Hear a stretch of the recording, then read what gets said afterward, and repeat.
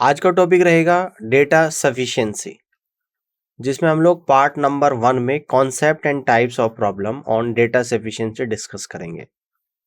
Introduction.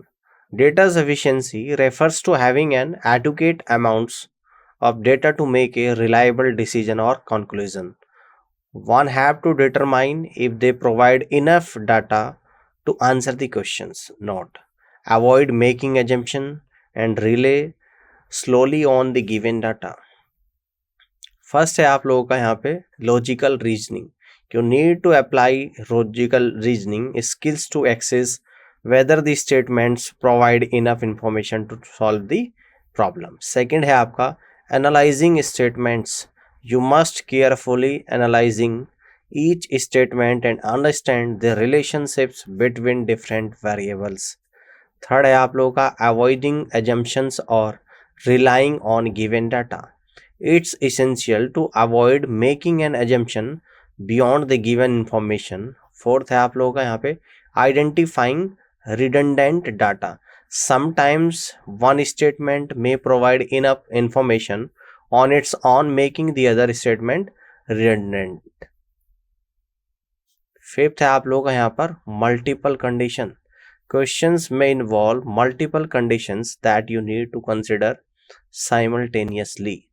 Sixth point है आप लोगों का यहाँ पर using mathematical concepts. You may need to apply various mathematical concepts such as algebra, geometry and arithmetic to solve the problem. और seventh point है आप लोगों का elimination strategy. The process of elimination can be useful when you are unsure about the sufficiency of the data.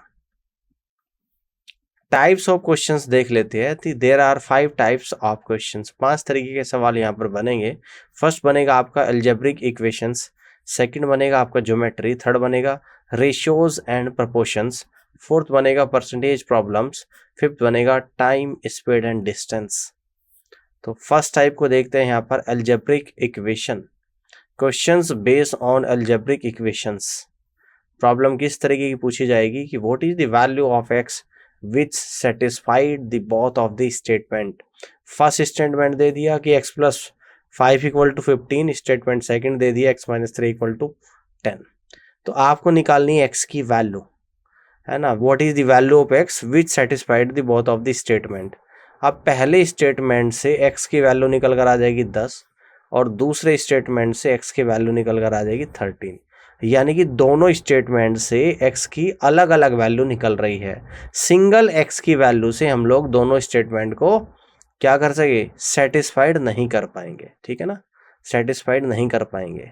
तो यही बात यहाँ पर हम लोग कहेंगे कि no single value of x satisfied the two given statement simultaneously, यानी कि x की सिंगल वैल्यू से दोनों स्टेटमेंट सेटिस्फाइड नहीं होंगे।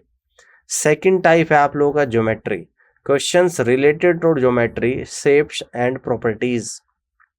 प्रॉब्लम देख लेते हैं कि इस triangle ABC a right angle triangle. क्या एबीसी एक समकोण त्रिभुज है।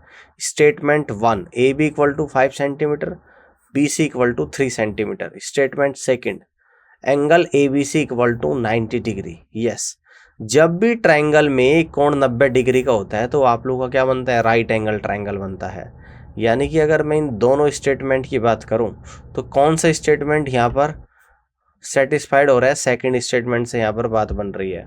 क्योंकि जो पहला स्टेटमेंट है ए बी और बी सी की वैल्यू दे रखी है कि we need to know the length of A C to check if it is a right angle triangle. Unfortunately we don't have that information, so we can't tell if it is a right angle triangle or not. हम बता ही नहीं सकते हैं क्योंकि इसमें एक triangle दे दिया जिसकी दो साइड ए बी और बी सी दे दी। अब हमें पता ही नहीं कि तीसरी सी ए साइड ये राइट एंगल ट्रायंगल है, एक्यूट एंगल ट्रायंगल है, ऑब्ट्यूज एंगल ट्रायंगल है। तो पहले स्टेटमेंट से नहीं पता लगेगा कि ये राइट एंगल ट्रायंगल है कि नहीं है। लेकिन दूसरे इन स्टेटमेंट से आपको एक एंगल 90 डिग्री दे दिया और राइट एंगल ट्रायंगल होने के लिए एक एंगल मस्ट है कि 90 डिग्री हो।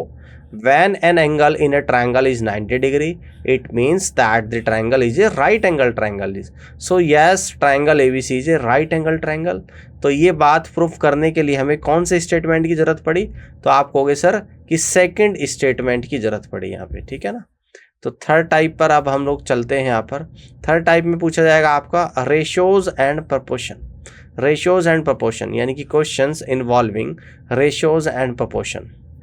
प्रॉब्लम देख लेते हैं कि is the ratio of boys to girls in a class 3:5। Statement first, there are 15 boys in the class and 30 girls, है ना, एक क्लास में दे रखी। Statement second, there are 25 students in the class.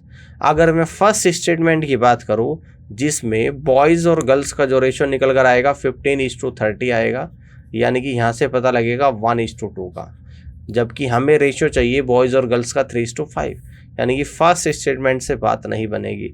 अगर मैं सेकंड स्टेटमेंट से बात करूं तो इसमें टोटल 25 स्टूडेंट्स आप लोगों को गिवन है, आपको ये नहीं पता कि बॉयज़ कितने हैं कि गर्ल्स कितने हैं, तो यानी कि इस स्टेटमेंट से भी हम लोग इसको प्रूफ नहीं कर पा रहे हैं। तो that means we can say that statement 1 जो है वो आपका फॉल्स होगा। और जो स्टेटमेंट सेकंड की बात करेंगे, not enough information is given, तो we can't find the ratio with information alone, यानी कि किसी भी स्टेटमेंट से हम लोग यहाँ पर नहीं निकाल पा रहे हैं। बात समझ में आ गई। अब फोर्थ टाइप के जो क्वेश्चन बनते हैं वो बनते हैं आपके परसेंटेज प्रॉब्लम्स। इसको देखते हैं कि questions based on percentage calculations.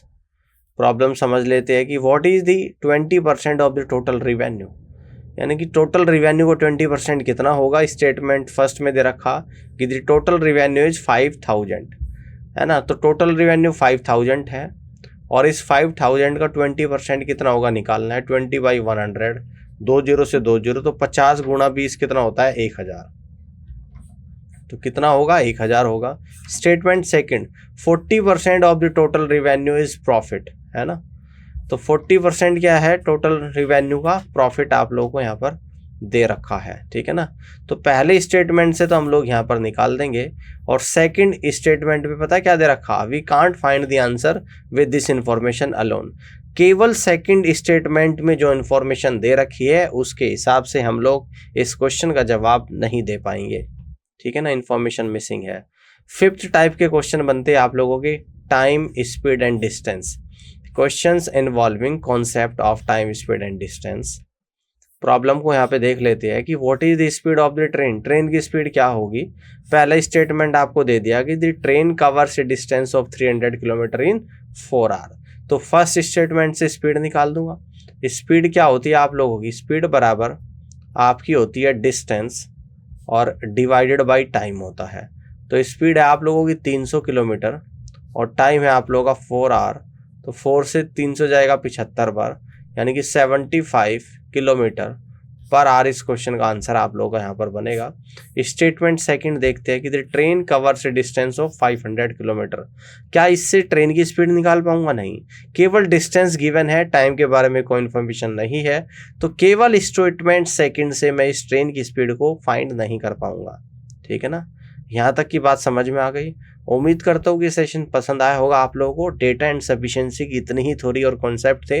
इसके अगली क्लास में हम लोग एक्सरसाइज के क्वेश्चंस को डिस्कस करेंगे और इस पूरी क्लास को देखने के लिए आप सभी का धन्यवाद। Thank you so much.